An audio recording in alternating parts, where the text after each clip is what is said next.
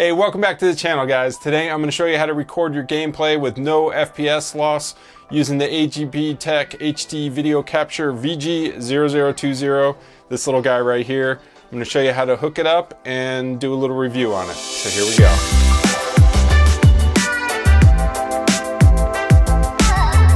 Now the AGPTEK HD Video Capture that I have right here is actually a really nice device. At the time of this video, it's $68. And it has a couple of capabilities for what you can record. It's got HDMI input and output on the back, as well as component input. So if you have a component device, you can record the video off of that. And again, on the back is also the power adapter. On the front is the USB 2.0 port that you can put in your host. So you can put in external hard drive or a thumb drive or something like that. It's got line in, mic in, and line out on the front, so you can actually monitor your audio that's going through here, and you can record your voice, so your microphone, you can record it right on the device without having to route it through your computer, which is actually really nice. And then the last thing is the record button to start and stop your recording. All right, to hook it up is super simple. You just take that little HDMI cable that you got in the box, you plug that into the HDMI out on the back of the unit, plug the other end into your monitor, then you take the HDMI cable out of your PC, or your Xbox, your PlayStation, whatever, and hook it into the HDMI in on the back of the box. Super simple. If you have a device that uses component and doesn't have HDMI output, you can use that component adapter. You just hook up the video component pieces, hook up the audio, and then plug the whole adapter right into the back. It works just as well as the HDMI cable. And of course, the last thing you want to do is plug that power adapter into the power port, plug it into the wall, and you're ready to go.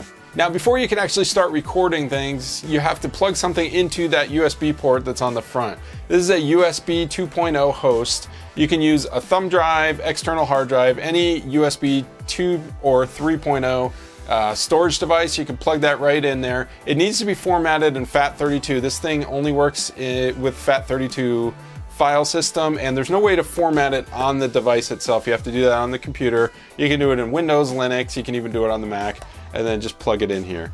And then to start recording, it's a matter of hitting that record button, and you're gonna see the light on the top go to red. That means you're recording, and you're off and running. You can do whatever you want on the PC or the Xbox, or your PlayStation 4, whatever you're recording, and then just hit that button again to stop recording. It saves it in an MP4 format on the device, on the storage device, and then you just unplug that from the AGPTEK HD Video Capture and plug it into your PC. You can copy it over and then edit it in your video editing software, whatever you want to do. It works great. I haven't had any problem with any of the video. I'll go ahead and play some samples now. I got some gameplay samples that you can see playing, and it actually does a really good job. It captures in 1080p. That's the most it captures. It won't do 4K. You can run a 4K signal through it, but it's only going to capture in 1080p. But it actually does a really good job for a $68 device. There's much more expensive ones out there, but this one does great for the price, and for my uses, I don't see a reason to go for those more expensive ones. Now, why would you want to use this device instead of something like OBS or NVIDIA Game Stream? The problem with those, and this goes for any of that capture software, is you're going to have a performance hit. It uses resources on your computer, so you're going to have a hit to your frames per second in gameplay. You're going to have a hit to the smoothness if you're trying to record video playback or something like that. When you use an external device like this, there's no hit on the resources, because what it's doing is it's just intercepting or recording the signal that's passing through it from your PC to the monitor.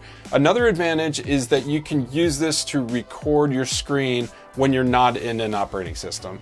From the moment you boot up the PC, you can start recording stuff, and that's really important to me. That's why I went this route, because I wanted to start doing more tutorials, and some of those tutorials I need to start before I actually get into Windows. So with this, I'll be able to record it from the very beginning. So there are some drawbacks to this. One of the drawbacks is that if you're recording your mic directly on the device, it mixes right into the audio stream, so it doesn't record it on a separate track as the audio that's being passed through like you could do in something like OBS.